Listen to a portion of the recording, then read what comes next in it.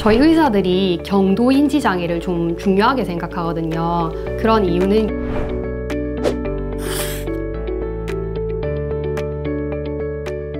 안녕하십니까. 신경과 전문의 육지원입니다.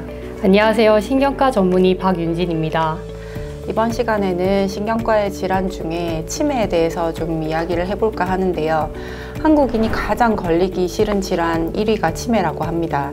치매 생각만 해도 좀 두려운 질환인데 정확하게 어떤 질환인가요? 치매라고 하면 흔히들 병원에서 이렇게 진단이 나가니까 특정한 질병이라고 생각하시기가 쉽습니다. 하지만 치매는 질병에 관한 이야기가 아니라 증상에 관한 말이 되겠습니다. 치매의 정의에 대해서 말씀을 드리면 치매란 일상생활을 잘 하시던 분이 여러 가지 질병이나 원인에 의해서 인지 기능의 저하가 발생하게 되고 이로 인해서 일상생활에 지장을 받는 것을 통틀어서 치매라고 합니다. 제가 방금 인지 기능이라는 말씀을 드렸잖아요.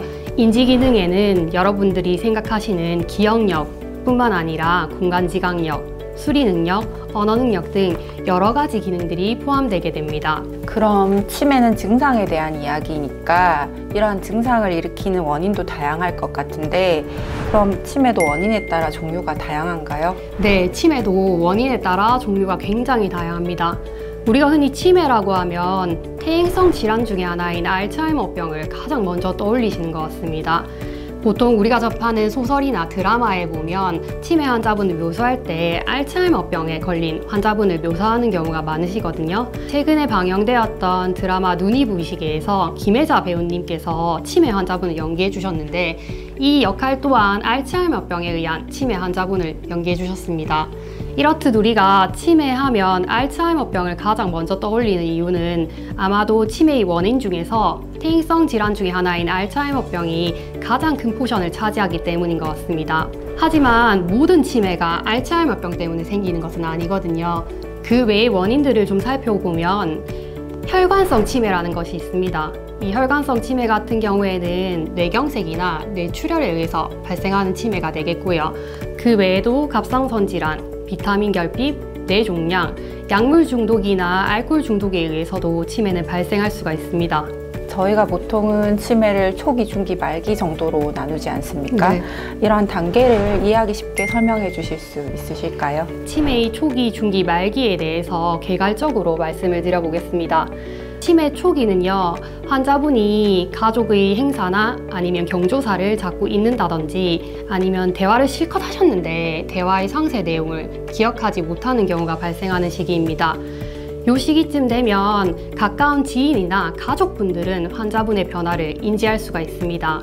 치매가 좀 더 진행을 해서 중기가 되면요, 환자분이 대화를 하는데 자꾸만 엉뚱한 소리를 한다든지 아니면 대화와 상관없는 낱말들을 쭉 늘어놓으시다가 갑자기 대화를 얼버무리면서 마무리하는 경우가 발생합니다. 일상생활을 하시는 데에도 타인의 도움이 반드시 필요하게 됩니다. 그렇기 때문에 이 시기는 보호자분들이 가장 힘들어하시는 시기가 되겠습니다. 치매 말기 정도가 되면 이제 환자분은 거의 모든 자극에 반응이 없습니다. 대부분의 환자분들은 침상생활을 하시는 경우가 많고요. 그렇기 때문에 폐렴이나 욕창, 경련, 감염 등과 같은 이런 합병증을 좀 주의해서 돌봐주시라고 당부를 드리는 시기가 되겠습니다. 과장님, 그렇다면 치매가 오기 전 단계도 있을까요? 네, 치매가 오기 전 단계도 있습니다. 저희가 치매가 오기 전 단계를 경도 인지 장애라고 하는데요. 환자분 본인이 건망증이 좀 심해진 것 같다, 아니면 기억력이 예전과 같지 않다고 느끼시는 경우가 많으시고요. 저희 의사들이 경도 인지 장애를 좀 중요하게 생각하거든요. 그런 이유는 예후 때문입니다. 통계적으로 봤을 때 매년 정상인의 경우에는 1에서 2% 정도가 치매로 진행을 하는데 반면에 경도 인지장애 분 같은 경우에는 매년 10에서 15%가 치매로 진행을 하게 됩니다. 자, 그럼 저희가 앞서서 치매의 정의와 그 종류에 대해서 알아봤는데요.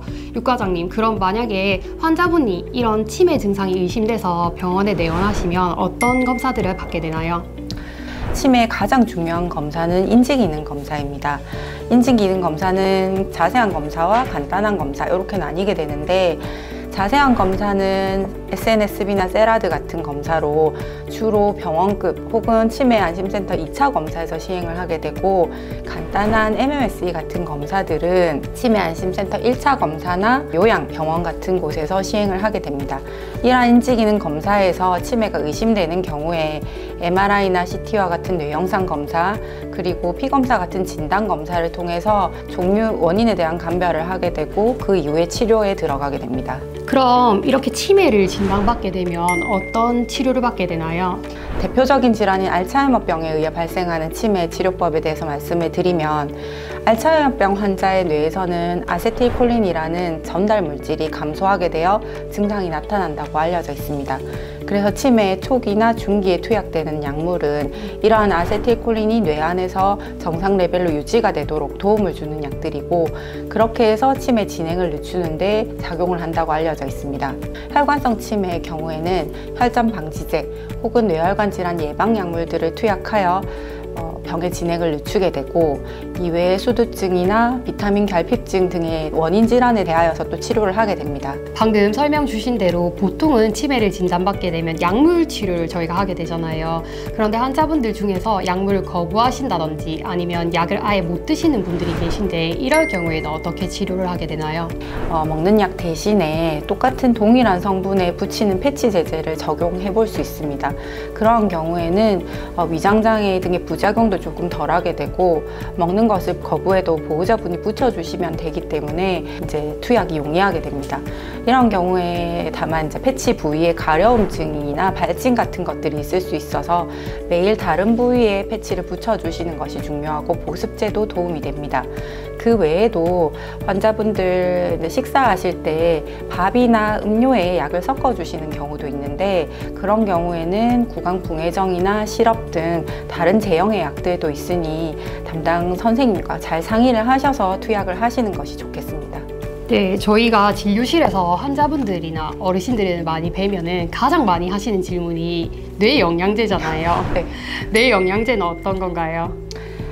뇌영양제는 정확하게는 분류는 뇌대사 개선제, 뇌순환제로 분류가 되어 있는 것들이고, 기본적으로 뇌대사에 도움을 주는 약들이지만 치매 진행을 근본적으로 막아주는 데는 사실 근거가 부족한 것이 사실입니다. 그래서 뇌영양제를 드시는 것을 거부하실 필요는 없지만, 드신다고 하더라도 주기적인 인지검사로 치매로의 진행을 확인을 해보시는 것이 가장 중요하겠습니다. 네, 이렇게 치매가 무서운 병인데 그럼 많은 분들이 치매를 예방하는 방법도 궁금해 하실 것 같거든요. 치매를 예방하는 방법에는 어떤 것들이 있을까요? 네, 기본적으로 치매 예방법은 아까 설명드렸던 치료법들과 유사합니다. 음주 및 흡연 등의 위험 인자를 피하고, 그리고 뇌를 보호할 수 있는 활동들을 하셔야 되는데요. 뇌를 보호할 수 있는 활동에는 크게 3가지가 있습니다. 첫 번째는 운동입니다. 가능하면 일주일에 2번에서 3번 이상 30분 이상 걷기를 추천을 드립니다. 관절에 크게 무리가 없으시다면 적당한 근력 운동도 병행을 해주시면 좋겠습니다. 두 번째는 지적 활동입니다. 글쓰기나 독서, 보드게임이나 악기 연주 중에 본인이 즐길 수 있는 활동으로 선택을 하셔서 하시면 좋겠고요. 세 번째는 식사입니다. 과일, 채소, 콩, 생선, 유제품 등을 많이 드시고 기름기가 많은 육류나 당과 포화지방을 피해 주시면 좋겠습니다. 또한 60세 이상이시라면 치매 조기 검진을 통해 예방을 하시도록 권유를 드립니다. 또 이외에도 청력 저하가 치매 악화의 요인이 될 수 있어서 청력 저하가 의심이 되는 경우에는 이비인후과 선생님과 면담을 하셔서 보청기 사용을 긍정적으로 검토를 해보시면 좋을 것 같습니다. 가장 외래에서 환자분을 볼 때 환자분들이 이제 치매가 진행이 되게 되면 이전과 다른 이상행동을 보여서 보호자분들이 굉장히 당황을 하시는 경우가 많은데, 그런 상황들과 대처법을 좀 설명을 해주실 수 있을까요? 네, 흔한 이상행동 중에 하나가 식사와 관련된 내용이 되겠습니다. 식사를 방금 하셨는데 또 식사를 하겠다고 하시다든지, 아니면 식사를 충분히 하셨음에도 불구하고 배가 고파 죽겠다고 호소하시는 경우가 있으시거든요. 이럴 때에는 온 가족이 다 함께 같은 장소, 같은 시간에 함께 모여서 식사를 하시는 것이 도움이 많이 됩니다. 근데 가정마다 사정이 달라서 식사를 좀 따로 차려내야 될 경우에는 이제 환자분이 보지 않는 곳에서 식사를 하시는 것이 도움이 되겠고요. 또 환자분이 드실 일정량의 식사를 조금씩 나눠서 드리는 것도 도움이 될 수 있습니다. 또 많이들 말씀하시는 것이 창밖에 사람이 있다, 혹은 귀신이 있다, 아니면 창밖에 소리가 들린다, 이런 말씀들 많이 하시고, 또 아니면 특정한 누군가가 자신의 물건을 자꾸 훔쳐간다든지 도둑이 들었다고 호소하시는 경우가 종종 있습니다. 이럴 때에는 보호자분께서 환자의 의견에 긍정도 부정도 하지 않는 것이 중요합니다. 이런 증상들은 밤에 심화되는 경우가 많이 있거든요.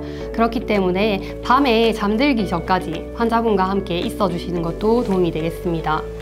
또 만약에 특정 인물이 자꾸만 물건을 훔쳐간다고 하실 때에는 그 사람과 좀 거리를 두도록 하시는 것이 좋고, 환자분이 이러한 생각에만 매몰되지 않으시도록 다른 대화 주제로 돌리시거나 아니면 다른 활동으로 환기를 시켜주시는 것도 도움이 많이 됩니다.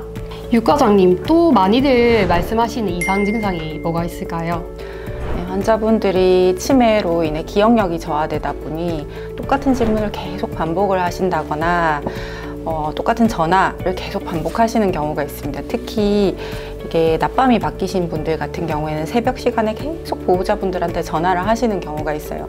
짜증을 내거나 회피하지 마시고 변화 없는 대답을 해주신 뒤에 지금 질문이 반복되고 있음을 일깨워 주시는 것이 좋겠습니다.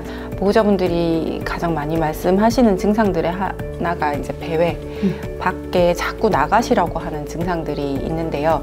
이런 경우에는 환자분을 혼자 두지 않도록 주의를 해주셔야 하고, 현관이나 대문에 종을 달아서 소리가 나도록 하는 것도 좋은 방법 중에 하나입니다. 또 무작정 환자분을 밖으로 나가는 걸 막지만 마시고 보호자분이 동행을 하셔서 일정 시간 산책을 해주시는 것도 좋겠습니다. 그리고 사실 이제 주변에도 알려주시고 목걸이나 팔찌 같은 걸 착용하게 해주시면 좋겠고, 보호자분들의 명함을 가지고 다니도록 하시는 것도 좋겠습니다. 그리고 환자분들이 이렇게 소지품을 챙겨주더라도 잃어버리시는 경우가 많아서 관할 경찰서나 보건소에 문의를 하셔서 배회 감지기나 지문 등록 같은 것들을 이용을 해주시면 좋겠습니다. 여기 보시면 각 지역구 치매 안심센터들에서 다양한 지원들을 하고 있습니다. 이건 연제구 치매 안심센터 위치 추적기인데요. 아마 알아보시면 각 지역구에서 이런 것들을 다 배부를 하고 있어서 도움을 받으시면 좋겠습니다.